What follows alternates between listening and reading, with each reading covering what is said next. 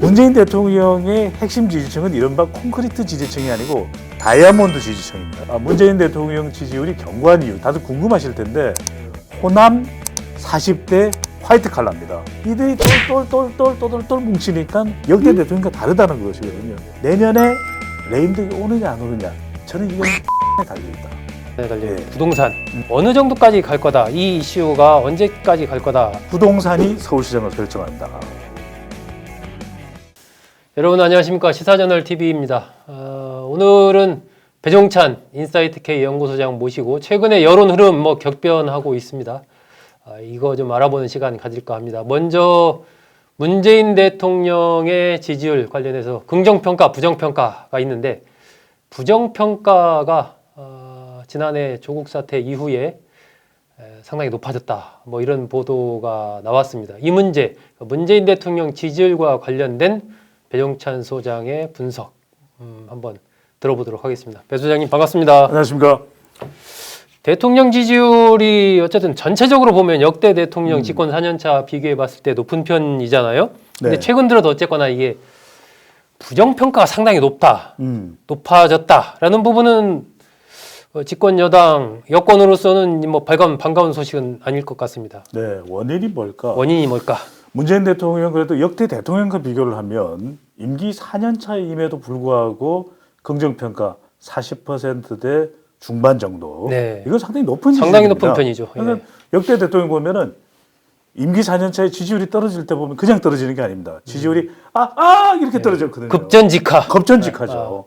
그랬는데 문재인 대통령은 지지율이 살아있네. 그러니까 어떤 분들은 또 대통령 지지율을 잘 공감하지 못해요. 그래서 막 전화 옵니다. 또 결과 맞는 거야? 이렇게 의심을 하는 거죠. 보수 성향이 또 강하신 분들은 아예 배 소장이 그 지지율이 맞아. 지금 여러 가지 문제가 문제가 많고 악재가 많은데 괜찮은 거야. 근데 문재인 대통령의 핵심 지지층은 이른바 콘크리트 지지층이 아니고 다이아몬드 지지층입니다. 다이아몬드다. 네. 콘크리트보다 훨씬 더 단단하다. 다이아몬드 이건 배 소장이 붙였습니다. 예. 장명의 명수 배종찬 소장. 네. 예. 근데 그런 이유가 있습니다. 문재인 대통령 지지율이 견고한 이유 다들 궁금하실 텐데 예. 호남 40대 화이트 칼라입니다. 화이트 칼라. 근데 배 소장 자꾸 40대 화이트 칼라 이야기하는데 그건 알겠고 그게 그렇게 대통령 지지율을 견인하는 거야. 호남 우리가 생각할 때는 지역적으로 저기 동서쪽에 남서쪽에 호남을 생각하시거든요. 근데 그게 아니에요. 수도권. 호남은 수도권에도 많은 그렇습니다. 사실상 호남 이 출향 예. 시민들이 계시거든요. 유권자가 있죠. 그 지지층들이 똘똘 뭉치는 겁니다. 네. 그게 중요한 거고 실제 부산과 영남권 그리고 심지어는 대구 경북 지역에도 호남으로부터 이동한 이 유권자들이 상당히 많다라는 거죠. 네. 이 20년대 1920년대 30년대에는 호남 인구가 더 많았어요. 네. 영남보다. 네. 그랬던 변화가 지금 견인된다는 거, 견고하게 뭉쳐지는 것이고 40대가 지금 유권자 10세 단위로 구분을 해보면 가장 많습니다. 유권자 가장 40대가요. 많다. 40대가. 네. 50대도 많긴 하지만 40대가 10세 단위로 구분해. 그때가 이제 베이비붐입니다. 네, 예. 이른바 71년생, 대지띠, 3년생, 4년생, 5년생. 네. 이른바 90년대 학번 때 애들이 많이 나왔습니다. 예. 그러면서 그때가 이제 고도 성장할 시기거든요. 네. 그러다 보니까 그들이 40대예요. 또 화이트 칼라는 왜냐?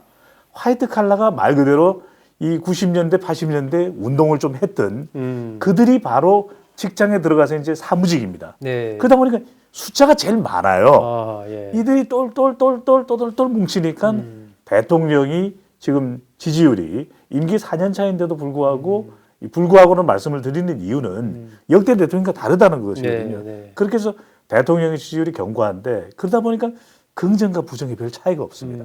이 부정평가도 지금 높아졌고 가장 최근 조사에서 그리고 긍정평가는 내려갔어요. 네. 이건 왜일까?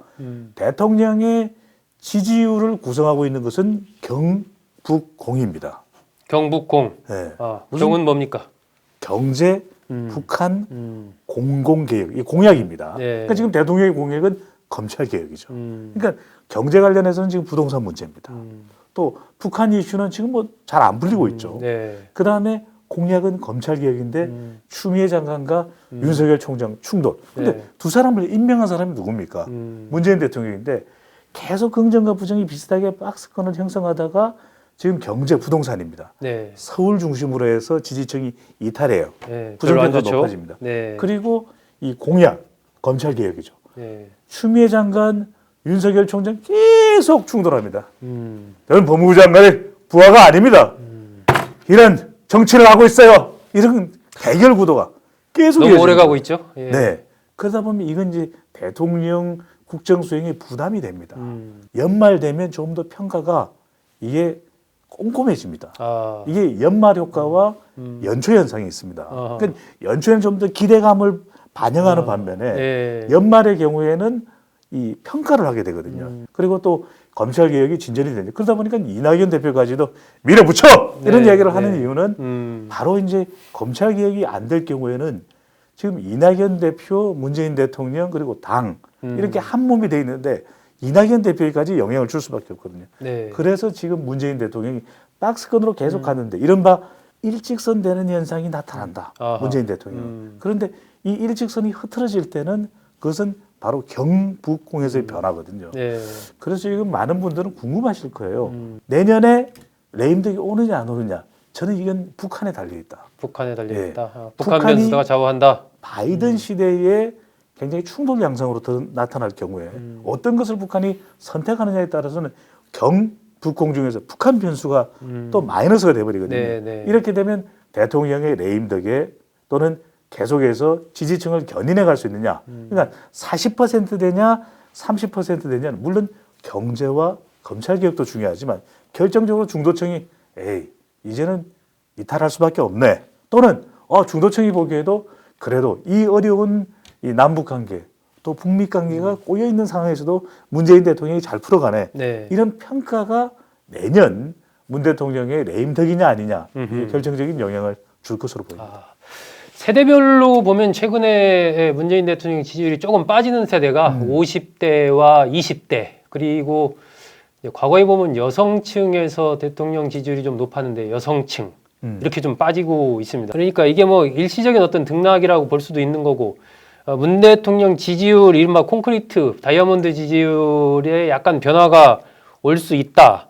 오고 있다 이렇게 봐도 되는 건가요? 아니면 아직은 그렇게 판단하기 빠른 건가요? 영향을 줄 수가 있죠. 특히 네. 이제 여성들의 지지는 변화가 있습니다. 그러니까 불과 1년 6개월 전만 하더라도 또는 2018년 말까지만 해도 너무 좋았거든요. 네. 2019년 상반기까지도 그랬습니다. 근데 코로나 국면이 이제 길어지다 보니까 경제적인 좀 부담이 되는 거죠. 네. 결국 부동산 문제는 남성도 남성이지만 여성들에게 영향을 줍니다. 특히 네. 이제 가정주부층에 영향을 주게 되거든요. 아하. 또 맞벌이하는 부부에게도 부동산이 상당히 또 부담이 됩니다. 그러니까 이 30대 여성 또 40대 여성 초반까지는 문 대통령의 강한 지지 기반이라고 봤는데 40대 후반 여성부터는 살짝 문 대통령에 대한 부담이 되고 있어요. 왜냐하면 그 문제도 역시 부동산 이슈가 요즘 이제 영향을- 부동산이 거의 그렇죠. 블랙홀이죠? 영향을 준다고 볼 수 있고 네. 실제로 또 여성들이 좀 실망했던 부분은 네.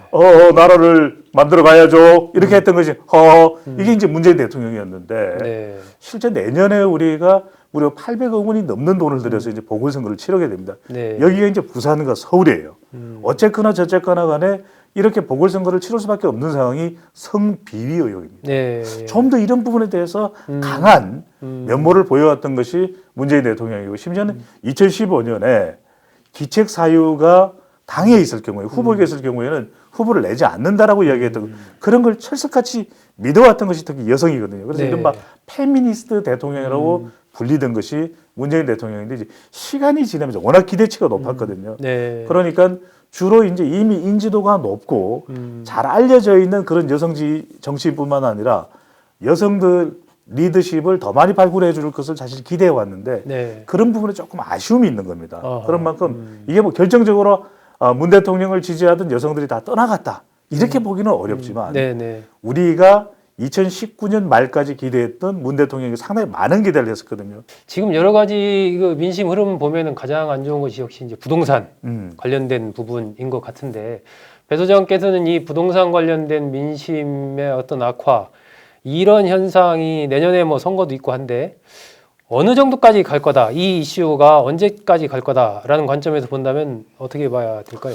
상당히 큰 영향을 준다고 봐야 상당히 되겠죠. 크다. 그러니까 배 소장이 시사전에 또 칼럼을 씁니다. 네. 근데 칼럼에서 부동산이 서울시장을 결정한다. 예, 이렇게 그렇죠. 말씀을 드렸고 네. 칼럼을 썼습니다. 네. 그 이유는 부동산이 많은 영향을 줄 수밖에 없습니다. 왜냐하면 부동산이라는 게 강남에 집을 소유한 사람들도 있겠지만 이른바 투기 세력에 대해서는 정조준해야 되겠죠. 그걸 또 이견을 가지고 있는 국민들은 크게 많지 않을 겁니다. 네. 서울 유권자들이라도. 그럼에도 불구하고 전반적으로 정책 자체가 신뢰를 가지지 못하는 부분은 상당히 이 부분에 대해서는 부정적인 평가가 나옵니다. 네, 네. 그러다 보니까 서울이라도 마포, 용산, 성동에도 아니 무슨 종합부동산세가 이렇게 많아요.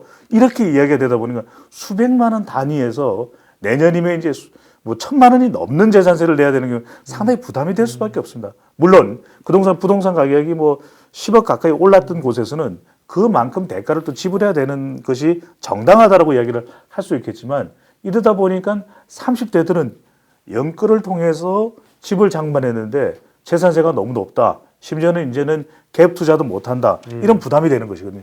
특히 이제 여기 중요한 건 전세난입니다. 네. 전세난과 관련해서 임대차 보호법 왜 안 필요하겠습니까? 필요하고 또 우리 방송에 나와서도 이건 긍정적일 수 있다라는 걸 여러 차례 설명드린 바가 있는데 문제는 이런 거죠. 현실에 적용했을 때 실제 전셋집을 구하기가 합리적인 가격으로 쉬우냐? 그렇지가 않다라는 겁니다. 그런데 또 다른 현실은 뭡니까? 사람들은 다 서울로 올라옵니다. 왜? 서울에 있는 학교로 가겠다 또는 서울에 취업 기회가 많겠다. 서울에 또 여러 가지 문화 혜택도 있거든요. 그러다 보니까 국민들은 지방에서 출생하더라도 서울에 올라올 수밖에 없는 상황인데 네. 그 상황은 도외시하고 서울의 이 부동산 투기 세력은 막아야 된다 그러면 그 외에 여러 가지 수요가 있을 수 있거든요. 전세 수요, 월세 수요, 그리고 좀 더 대출을 얻어서라도 집을 꼭 장만하고 싶은 그런 상황들. 그래야 결혼도 하고 출산도 하고 육아도 할 수 있습니다. 네. 이런 상황 자체를 조금 더 현장감 있게 역동적으로 고려를 했더라면 좋았을 텐데 우리가 이제 올리브의 기대 불일치 이론이 있습니다. 근데 이 올리브의 기대 불일치를 보면 워낙 이제 기대가 높았는데 이 기대에 부응하지 못하면 그때의 실망감은 더 확산되거든요. 커진다. 네. 확장되거든요. 그런 만큼 문재인 대통령은 그래도 부동산 좀 제일 해결할 수 있을 것이다. 부동산이 근데 참 쉽지가 않습니다.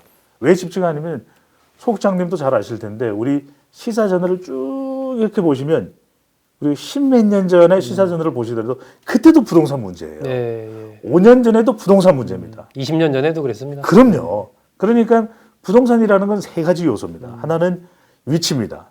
내가 원하는 위치에 가고 싶어요. 애들 때문에라도. 그다음에 가격입니다. 좀 싸게 사고 싶어요. 그런데 너무 비싸니까 난 왜 못 가? 왜 이 대한민국은 빈부격차가 이렇게 심해? 부동산 기득권 세력은 좀 말이 안 돼. 그런데 또 하나는 이제 집을 장만할 때 우리가 생각할 때는 사는 곳이니까 진선미 이 TF 지금 기획단장입니다. 네, 네, 더불어민주당에서 부동산 관련해서 아니 이게 임대 아파트 너무 좋아요. 네. 30년 사셔도 됩니다. 이렇게 얘기는 하는데 집은 또 하나의 투자, 재테크 수단입니다. 왜냐하면 노후에 그리고 애들이 힘들 때 실제로 지금 더불어민주당 의원들도 이 다주택 문제가 되니까 자식들에게 정여하지 않습니까? 그리고 난 정여세 냈다.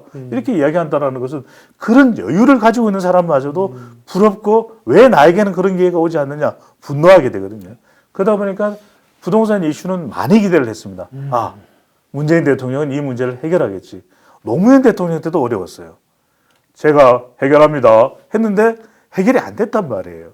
그때도 보면 이 불신이 점점 쌓이면서 부동산에 대한 정책 자체가 이 후퇴할 수밖에 없는 상황이었는데 이번에도 이런 높은 기대감 때문에 또 믿었는데 그 믿음까지 이 믿음에 좀 못 미치는 그런 현상이 결정적으로 여론에 영향을 준 것으로 봐야 되겠죠. 네, 민심은 늘 격변합니다. 그 민심의 흐름을 정확하게 보고 그에 맞는 현실적인 대책을 내놓지 않으면 더욱더 요동치게 될 겁니다. 일단 문재인 대통령에 대한 부정평가가 높아지고 있다. 그리고 그 핵심에 부동산 문제가 있고 이 문제 내년 서울시장 선거의 판세를 좌우할 것이다. 이렇게 오늘 분석의 핵심은 요약할 수 있을 것 같습니다.